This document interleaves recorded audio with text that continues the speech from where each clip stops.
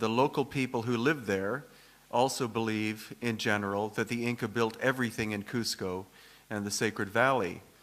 But from my first wanderings around the city, I noticed completely different forms of technical expertise, from reasonably rough to almost surgical precision. And anytime I would ask the tour guides, how do you explain that? They would simply say, we have to go here now, because they literally didn't know and didn't want to answer the questions. So basically, this is a comical representation of how some people regard the Inca, not as being simple human beings, but as being these superhumans in antiquity. What we do know is that the Inca left the area around Lake Titicaca, which is south of Cusco, about the year 950. And so through the archaeology and oral traditions, the question is, where did they come from?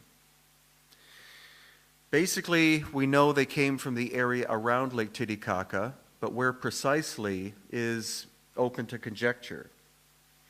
One place is the island of the Sun, which is on the Bolivian side, and this is Inca architecture.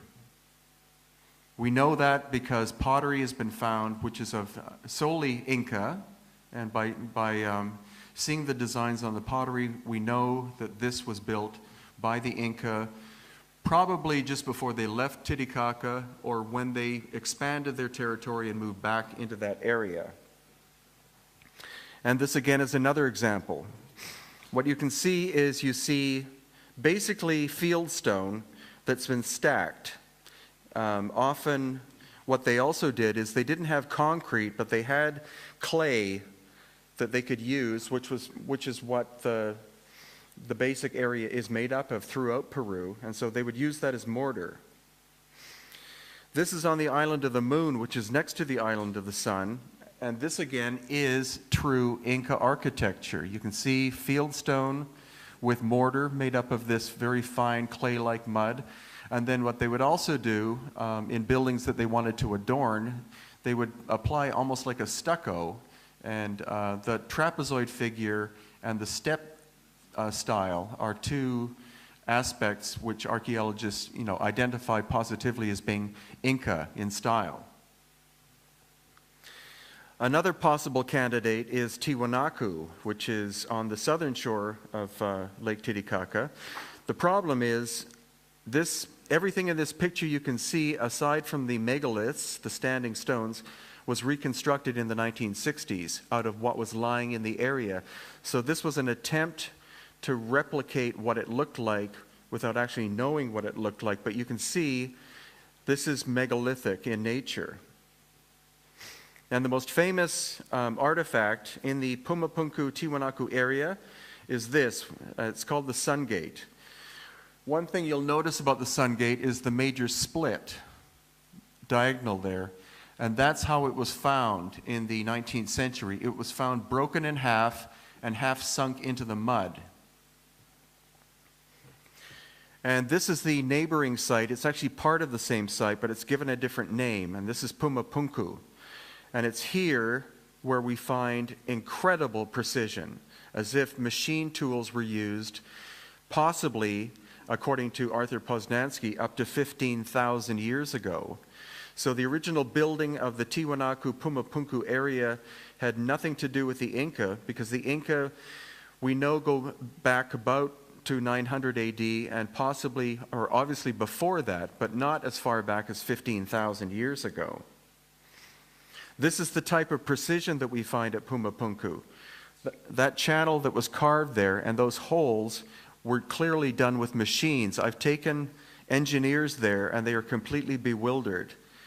The common thought by archaeologists and anthropologists is that the Inca only had, up until the time that the Spanish conquered them in 1533, that they had copper chisels, bronze chisels, and stone hammers. You cannot achieve that level of accuracy with those tools. And that's why the Tiwanaku Pumapunku area are so obscure. This is an example of how some German engineers replicated what they thought some of the stones at Pumapunku looked like originally before the site underwent massive destruction, mainly due to later tribal people coming and recycling the materials. And these are the people who have been found at Tiwanaku. This, of course, goes back to my talk about these enigmatic people with elongated skulls, but these skulls have been found in abundance in the Tiwanaku Pumapunku area. However, they're no longer on display, not even one of them in the museum there.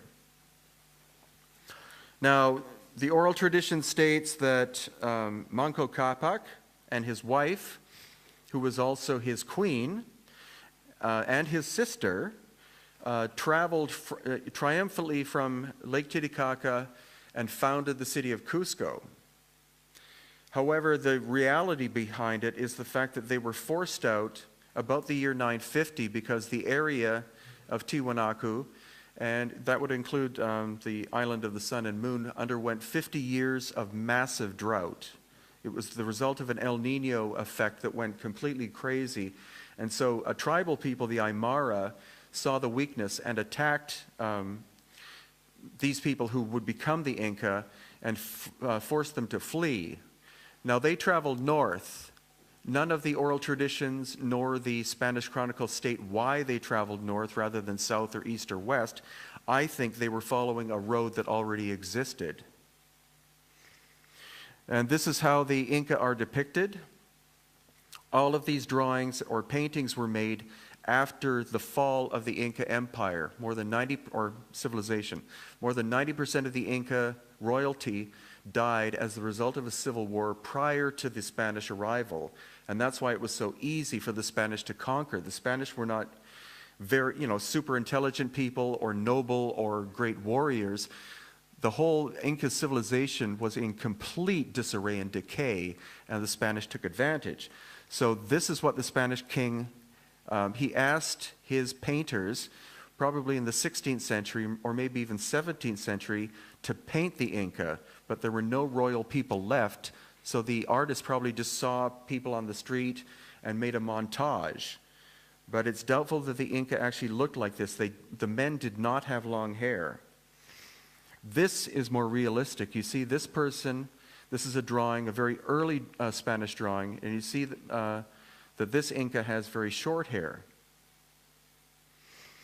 Now, where they were bound was what's called the Sacred Valley of Peru, and that's outside of Cusco. The reason it's called sacred is because it's incredibly productive in terms of agriculture, and probably has been for thousands of years. So for a people fleeing from a place where food could barely be grown, this would obviously become named the Sacred Valley. The question is, did they know it was there, or were they simply following this road that led in that direction? This is the type of, this is the Wari culture that preceded the Inca, who the Inca conquered. And again, you see dry stacked stones, sometimes with a clay mortar mixed in. It's not sophisticated in terms of construction. But this is what the Inca would have encountered. About an hour's drive south of Cusco on this ancient road, which is now the major thoroughfare, this is an example of Inca-style construction. Again, it's basic stone mixed in with clay mortar. But this is megalithic construction. Multi-ton blocks fitting together without mortar whatsoever, and in most places you can't fit a human hair in between these joins. This man is Dr. Arlen Andrews. He's an engineer from the United States, and I took him there, and after he spent at least 2 hours there, I asked him and I said, could people with bronze chisels and stone hammers make this? And he said, no, that's impossible. He couldn't explain how this was made or who made it. I believe that this megalithic construction was there when the Inca arrived. And when they got into Cusco, right in the center, they built a building called the Coricancha, and that became and was always the center of their spiritual activity from the beginning of their city of Cusco up until the conquest of the Spanish. Now, what you'll notice is that, supposedly this was the Incas' first building, but the question is, how could they have achieved this with the tools that are found in the archaeological record? The stone itself, and this is the Inca, so-called Inca part, the stone itself is basalt, and the quarry is 50 kilometers away. This is the Church of Santo Domingo, which the Spanish built right on top of the Coricancha, because the first quest of theirs, and the first quest of any conquering people, is to destroy the belief system of a people. Because if you destroy the belief system, you destroy their identity. This is a model of what the Coricancha is believed to have looked at the time of the Spanish conquest. And this is what we find inside. We find these strange blocks that you also find at places like Tiwanaku that pair up in different ways. Sometimes they're these eye shapes, sometimes they're different shapes like that. And due to the shape of that, what would have happened is they would have poured molten bronze into this area in order, supposedly, to make the stones hold together tight. The trouble is, Cusco is at about 9,000 feet altitude, so the air is very thin. It's hard to boil water at that altitude. So how did they have the technology to be able to have a portable smelter to move along inside this building and pour these clasps? But what's more profound are other things you find in the Coricancha. This strange doorway with all of the channels and holes cut into it, conventional archaeology says that was done so that textiles could be hung from this door, which is not actually a door.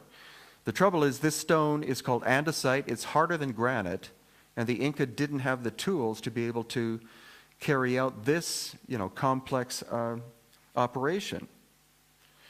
But this is more profound. This is right, this is inside that building as well. It's just a stone that's been basically placed in a pile with others. And that is a precision engineered hole about 1.5 inches in diameter that is perfectly straight and 2.5 feet long. The only reason it's 2.5 feet long is the other end is broken. So we have no idea how long it was originally. Again, I've shown this to 2 engineers, and they both are completely dumbfounded as to how it could have been done. And in the interior of the Coricancha, again, you have completely mortarless construction. And many of the joints here, like I said, people say you can't fit a credit card. You can't fit a human hair in between these joins. This is a very strange object in the center of the Coricancha. So since the Coricancha was the center of the spiritual operations and belief system, this is the center of the Coricancha. And this is a basalt block that has been hewn out of solid basalt. No one that I've talked to in 20 visits to Cusco can explain what it is, how it was made, or when it was made. And on a spiritual level, this is what the Coricancha represents. These lines are called seques, and they radiate out from the Coricancha. They're not necessarily always straight like that, but dotted along them, each one of them are sacred sites, radiating out from the center. And this street is just outside the Coricancha. And on an equinox solstice, or at least on the solstices, the sun rises perfectly up above this hill. So this is a true Inca road. But what's more intriguing is what we're going to look at right here. And what you have here is you have 3 very distinct styles of construction in one corner. This is megalithic. And as you can see, this is the base. So that would make it older. This, unfortunately, has been damaged. But again, the joinery here is so precise that you can't fit a human hair in between. And this stone comes from 30 kilometers away. This is gray basalt. And it's not as large in terms of construction, But still, the joinery is very tight. And on this side, you have what is conventional, the conventional Inca style. So I and others have started to develop a belief that prior to the Inca, there was another civilization of very major builders. But prior to them were these master builders who were able to achieve almost perfect joinery. And this is not the only example in Cusco. There are multiple examples where you have this schizophrenic-looking construction. But the reason why it looks that way is because you have an ancient civilization. The city of Cusco is abandoned for whatever reason.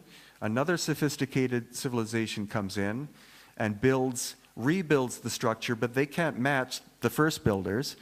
And then you have the Incas who see the beauty and mastery of the old builders, and they rebuild the building based on how, the technology they know. Now, in the basement of the Coricancha are these elongated skulls that are labeled as being Inca, but they've never been carbon-14 tested nor DNA tested. And again, when you ask the staff, who were these people? They say, well, those were the Inca. And when you say, can you clarify? I say, not really. We found these during the excavations. So they have no explanation as to who these elongated skull people were found in this most sacred site in Cusco. This is just another example. This is the outside of the Coricancha. And what you see again is you see three distinct styles. This is, I think, the most ancient style. Again, over about 300 feet, you can't fit a human hair in between these joins. Then you have this, which I believe is Inca construction because we do have mortar in between, which is the clay-based mortar. As soon as the Spanish arrived, they brought with them the technology of concrete, which they had probably learned long back from the Romans who had occupied the area. And so the Inca probably found these stones and tried to piece something together, quite well. But then, once they ran out of this material, then they continued with their style. And above that is actually the Spanish construction. It's so poor that they tended to use a lot of stucco to, in some cases, possibly to hide their poor workmanship. Because they used mortar, but often it would be 1 inch or 2 inches thick. And that's why when there would be an earthquake in Cusco, the Spanish buildings just collapse. But the ancient pre-Inca structures don't move whatsoever. And this is another wall. It's a different form of construction, but it's even in some ways more intriguing. Because what they'll tell you when you go there is they'll say, this is the head of a puma. And you go, well, maybe, kind of looks like it could be. But when you're shown, when you move back and you see a bigger picture of it, you see this. That whoever these builders were, not only did they want to do something complicated with every stone being a different shape, they decided to make a jigsaw puzzle of a puma design here, the tail, the head, and the legs. And next to this is what they call the serpent. And again, you see this, and you could say, well, that looks sort of like an eye, I guess. But when you move back, then you see the full serpent design. So whoever the master builders were, they decided to make things even more complicated by putting pictographs into their walls. This is related to what we'll talk about later, but this is a wall on Rapa Nui, Easter Island. It's unique in its construction, but it's very reminiscent of the ancient builders of the area of Peru. And this I show just as another example of where the Inca probably recycled an old building that may have fallen down as a result of an earthquake. Because what you can see here is you can see this precision cut here that no longer serves a purpose. But what the Inca did is they reconstituted the wall and they put shims in and mortar and things like that to make it look presentable and stable. This is probably one of the finest examples of Inca style. because with all the marks that you can see on the surface of the stone, you can see where stone hammers would have been in use. And this is a trick that the Inca used in order to make their buildings look like the ancestral buildings. On the outside and on the inside, the joinery looks perfect. But what they did is in the center, they filled it with rubble. When the building would have been completed, you wouldn't have seen the core. So walking from the outside to the inside, you would think that the whole thing was seamless. And that's another example of how they, I won't say cheated, but how they tried to make it look the same. You see how it's tight in the front and very loose in the back. This, on the other hand, is the interior of the Coricancha building, which I showed you. And this is the joinery. It is seamless, and it goes 3 feet in this direction, from front to back. Now, what's important about this is that this wall is broken. And so if you follow from the front to the back, you can't find a gap anywhere between the front and the back. And that is a technical marvel by any culture of any time, including present-day us. This is Sacsayhuaman, which is on a hill above Cusco. And again, it's prescribed as being Inca, but you see the size of the stones used. The one that I'm in front of is 17 feet tall, but the foundation of it is this stone itself, and it goes 12 feet down farther into the ground, making an incredibly stable foundation. So this stone is 29 feet tall and weighs 120 tons. And how the Inca could have moved that, it's not simply the case like in Egypt where everything's, is quite flat. You see, this is the landscape of Cusco. It's all mountains. The quarry for this is it's only 3 kilometers away, but trying to move 120-ton stone when you don't have trees big enough to act as rollers is technically impossible. And this is just another artifact that is in Cusco. These are called the Inca thrones, but the average tour guide in Cusco will say everything that's cut like that is an Inca throne. The problem with that is that there are at least 5,000 of these in the Cusco area. So that's a lot of Incas sitting down. And what this is facing is actually this mountain, which is called Ausangate. So of course, anytime you see a structure, you want to see what is it, what is this structure looking at? The conventional tour guides will tell you that it's looking at the Incas sitting here looking at the parade ground. The trouble is the parade ground is off to the right. The only thing straightforward is this ancient Apu, which is a sacred mountain. And then this is basically next to the previous picture. And again, this is an example. You can see the incredible erosion, as if rain has been pelting on this for thousands of years.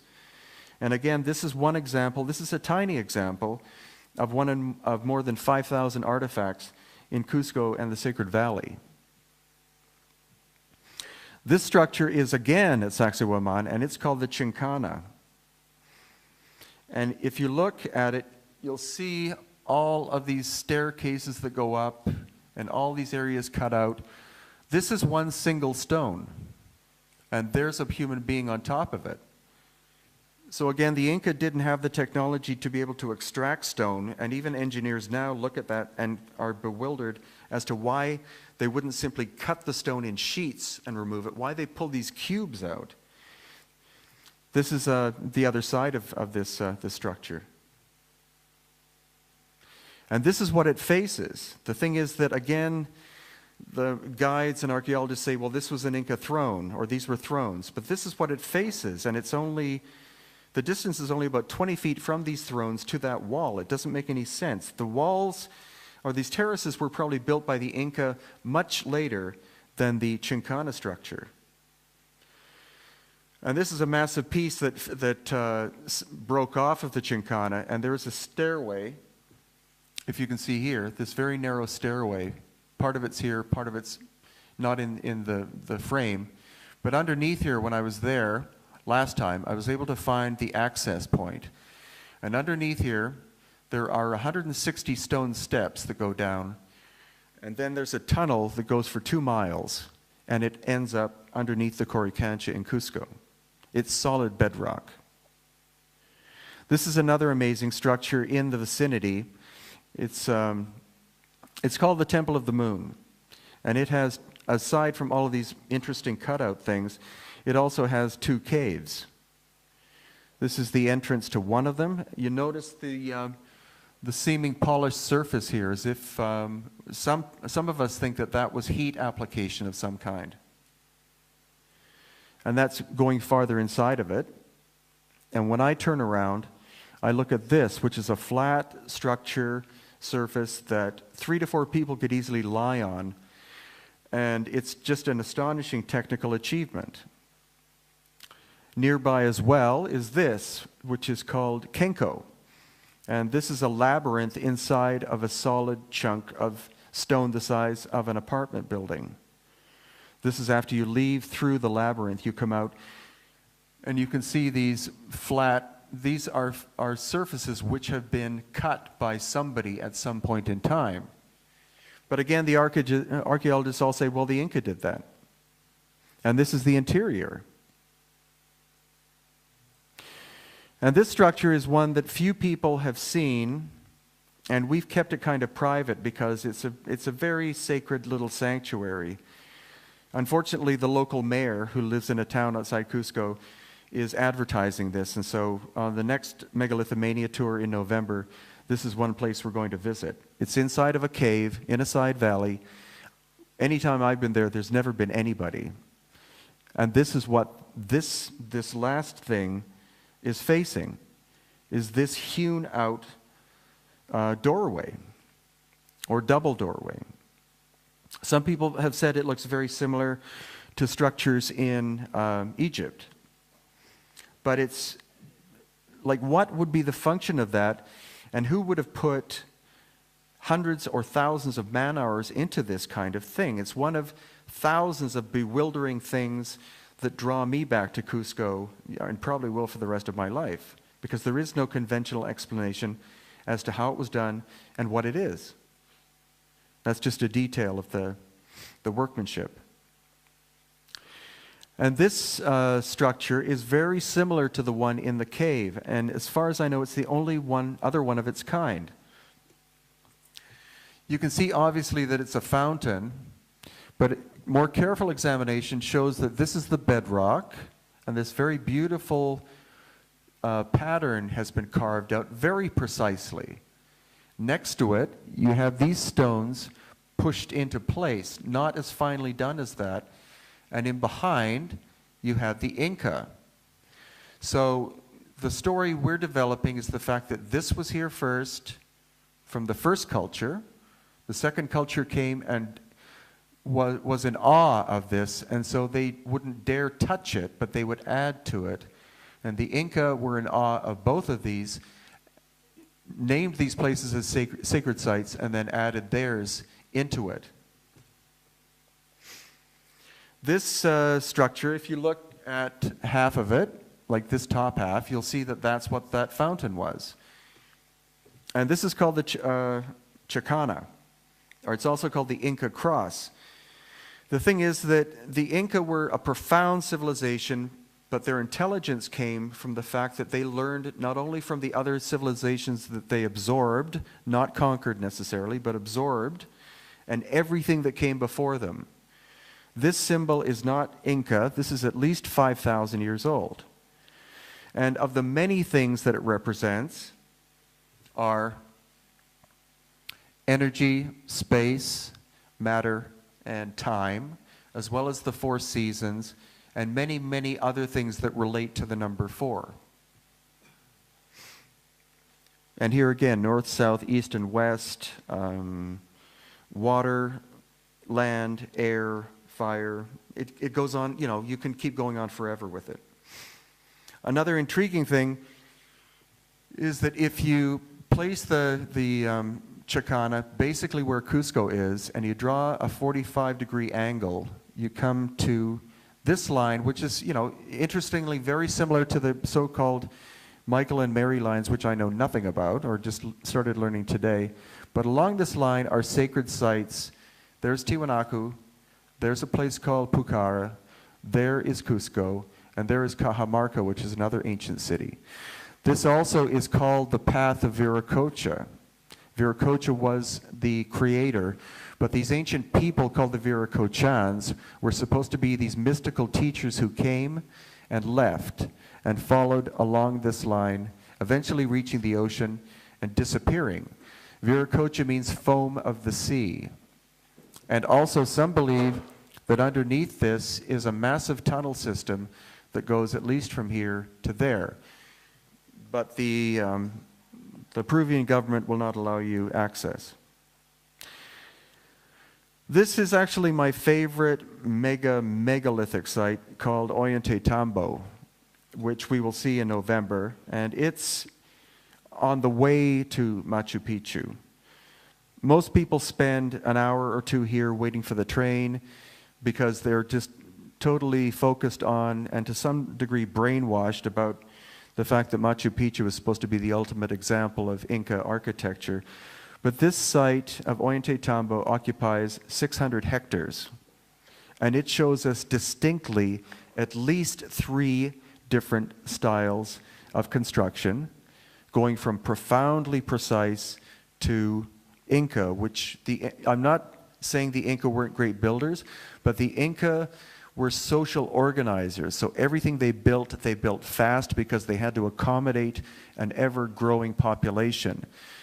By the time the Spanish arrived, the population under their care, not under their control, because the Inca were not cruel rulers, they were caretakers. They took care of 15 million people. Cusco at that time was 250,000 people.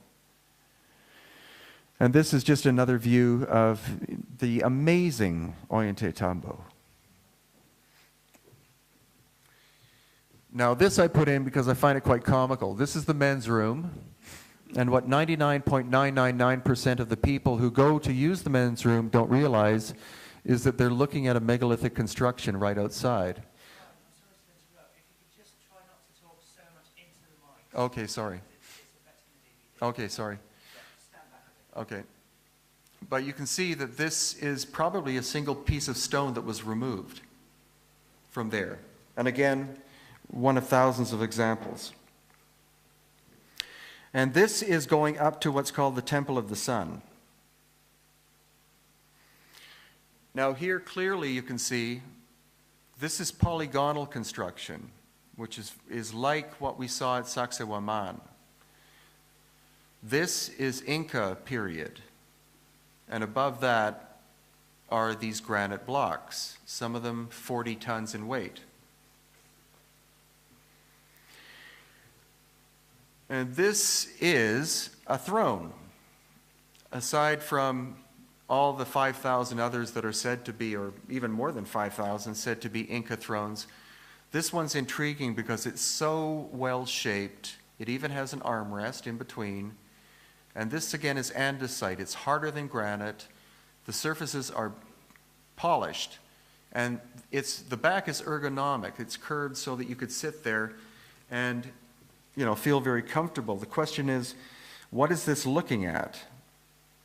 And this is what it's looking at. This is a human profile, 500 feet tall. Most people say it's natural, but if you look carefully, you'll see there's an eye here, and there's a mouth here, and the photograph isn't that great, but you'll see there's a fang or one tooth here. The nose seems to have fallen off, and below that he has a beard and seems to be wearing a helmet. And he's called Tanupa because he represents one of the ancient teachers that came, taught, and then left. At the Sun Temple, again, this is where we find these 40-ton blocks of granite that came from a quarry across the other side of the valley and up the mountain. The little trail that leads down from there could not accommodate these because it's very narrow, and anytime somebody, even if they were dragging it, tried to move one of these blocks onto this trail, it would fall down and go into the river. Now, what's interesting is that I believe, and others do, that this is how the Inca found it. They found this temple, and it had collapsed probably because of a cataclysm.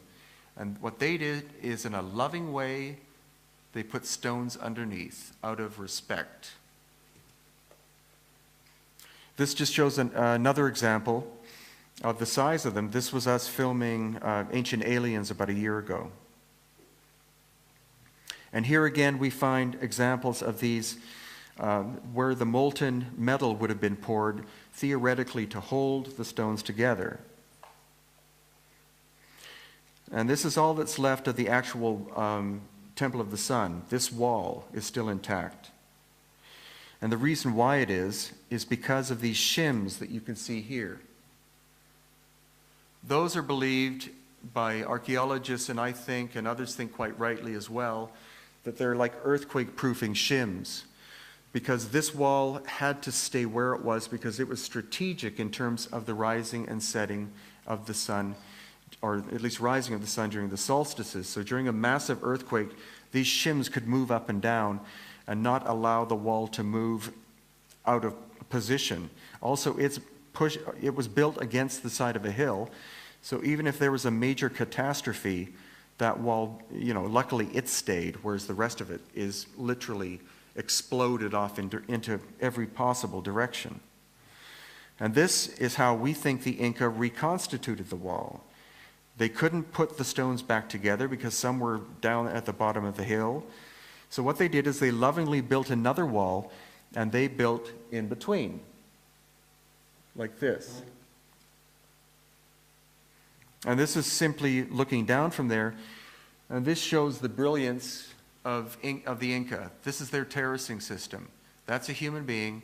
These terraces average 10 feet tall, and in some places in the Sacred Valley, they go from the valley floor to the tops of mountains, 2,000 feet vertical. One terrace after another for 2,000 plus feet to the very top. That is engineering brilliance. And this is very weird, but it's real. It's an optical illusion. From the Sun Temple, which is here, you look down, and if you look, there's a road this way, and there's another one going off that way. From the top of a mountain way up over here is a little Inca temple. And when you look down from there, what you have is the appearance of a pyramid missing its capstone. It's difficult to see, but if you look as if this is a corner, and over here is another corner, it's so big that you can't take it in with a camera, but this is the angle, the diagonal angle here, and this is where the capstone's missing. It's just one of many anomalies in the Sacred Valley of Peru. And here again, at Ollantaytambo, we find another strange thing where engineering of some kind was employed. And this is me with Ancient Aliens. I'm showing them the conventional story. And that's that during the solstice, the sun, because Cusco is quite close to the equator, the sun comes down through one of these knobs and fits into that channel. But why would somebody put so much time and effort into shaping the solid wall like that when they could simply have built it out of a number of stones? Ollantaytambo again, and moving farther back to other strange things. Again, this area that's cut out and polished. And above that is this. This is called the Temple of the Condor. This is probably natural, but this is the head of the condor, neck, and its wing sweeps back. And the whole thing has these areas, vertical and horizontal, where these cubes have been removed. Most tourists never go to this area, but it's one of the most intriguing. And this is at the base. Again, masterful construction. And again, and again. This is where we see that one culture shaped this area here flat, and then I believe the next culture came and lovingly put this wall in. Pieces are missing, because these are small enough that the Spanish could have easily harvested this for their own buildings. Looking across from that site is this mountain. And as I zoom in, you see there are possibly three things here. This is the masterwork of the Inca, which is a granary. I know that because I climbed up to it. And it's Inca construction. It's adobe mixed with stone. Over here is what's called the Temple of Viracocha. I've never been able to make it because it's more than 1,000 feet up, and you have to cross this area which is loose gravel. So one step and I would be here very quickly. But what's intriguing is this shape. You see there's a little temple-like structure on top, and actually another one here. And when I zoom in and get closer, this is the Tanupa character. So some say it's natural, and I very much question that. I think it's partially shaped by someone in the distant past. Going from one head to another, we finally reach Machu Picchu. And I never denigrate Machu Picchu. It's gorgeous. The trouble is that it's so popular and is so prostituted by the government of Peru that at least 2,000 tourists a day go there. It only housed about 1,000 people at its prime, so it's being beaten to death because it's being loved to death, unfortunately. And this is a little weird, but maybe the mountains in the background, or a collection of them, form the shape of this face. Most people laugh at the idea, but Peru is a place of amazing enigmas. And this is what Photoshop says, it may look like. Now, Machu Picchu, again, I think was built over 3 periods. 90% was built by the Inca, including this incredible terracing system that goes up. Again, you see stone, sometimes shaped, sometimes not, stacked together, making amazing and efficient agricultural terraces. And then you have this. This is a solid block of stone that's been shaped. It has been erroneously been called the sacrificial stone because the Catholics, as soon as they showed up in Peru, as a way to control the population, they immediately made up stories that the Inca were into sacrifice. So they would describe this as being a sacrificial table where somebody's heart was taken out because the gods had to be appeased, but the Inca did not sacrifice people. That is a lie. This is probably a place of meditation, used by the Inca, but made by somebody far, far older. And when we bring Dr. Schock to this area, unfortunately he won't be able to see this, but my main reason for wanting to be with Dr. Robert Schock, who's coming in November, is that he's the man who dated the Sphinx. And so I would like to walk with him and show him structures like this and ask him, based on the where in terms of precipitation and sun, how old he thinks, or how long he thinks it has been between the construction and shaping of this, and based on erosion patterns, how old he thinks it is. This is what's called the Temple of the, it's the Temple of the Sun, the Temple of the Moon are the most overused words in Cusco, but the Inca were very much into the sun. So this is the Temple of the Sun, and this is what's in the interior.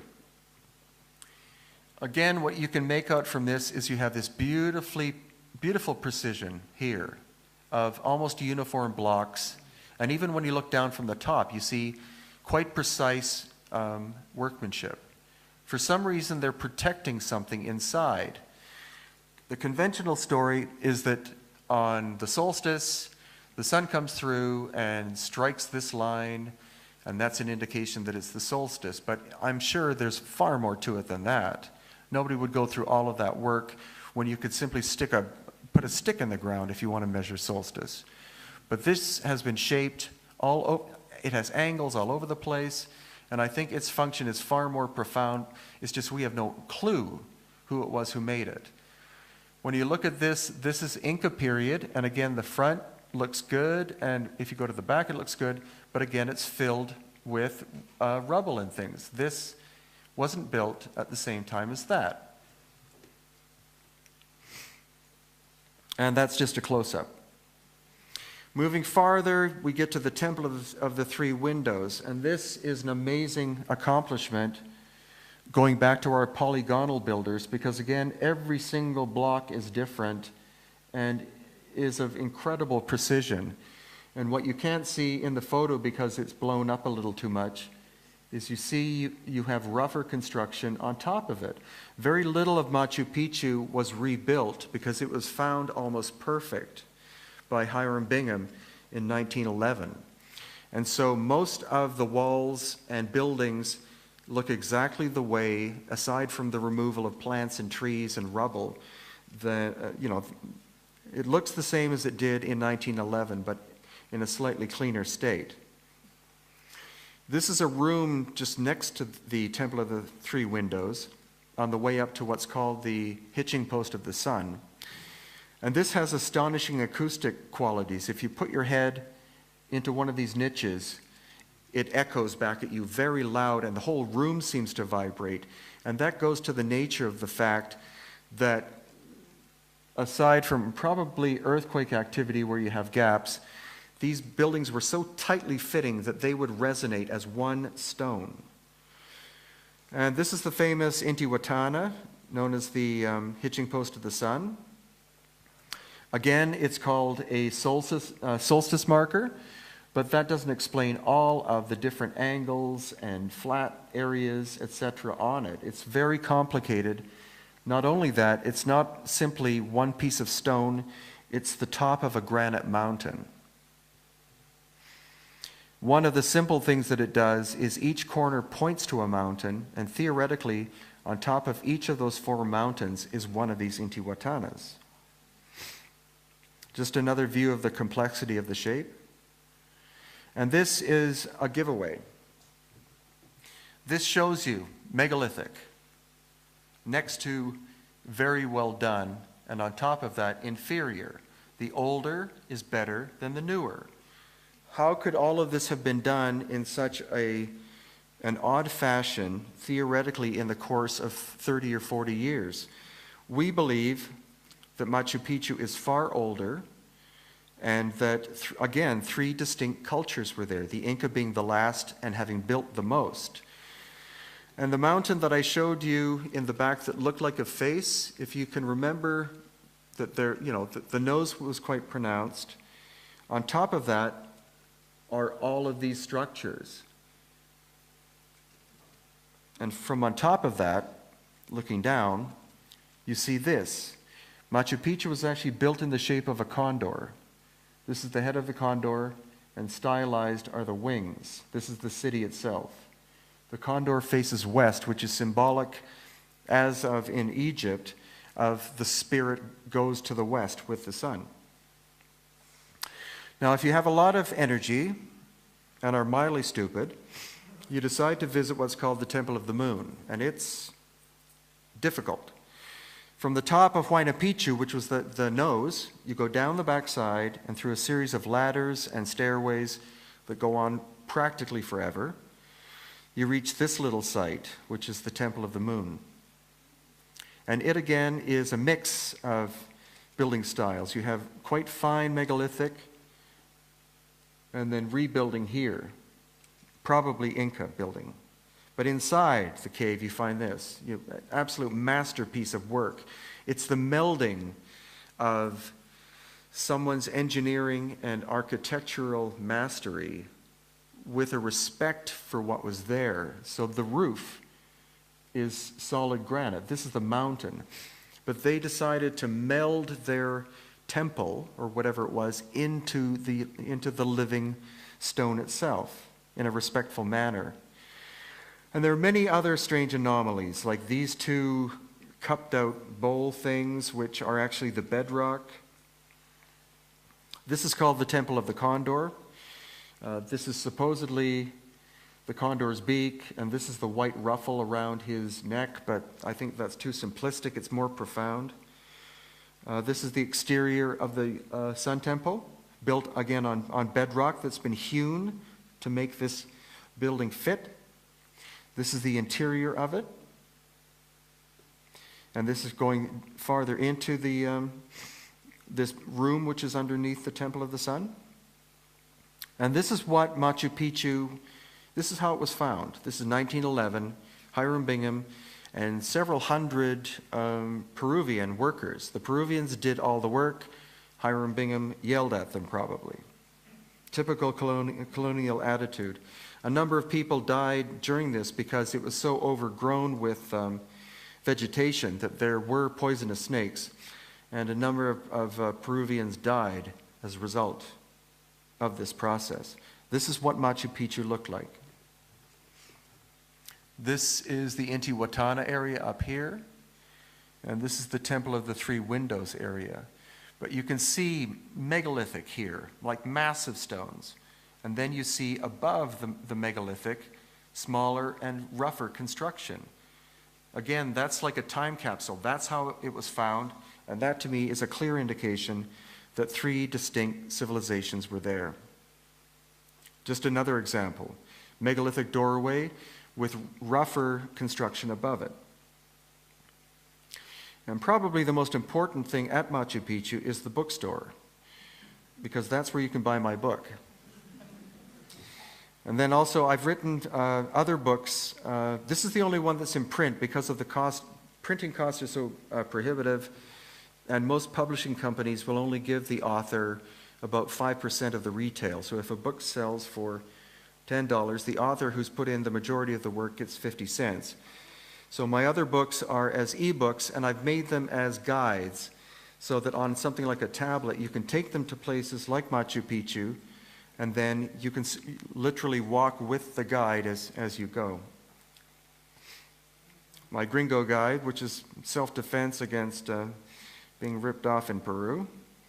And this is my, this one I'm going to publish as an actual book next month.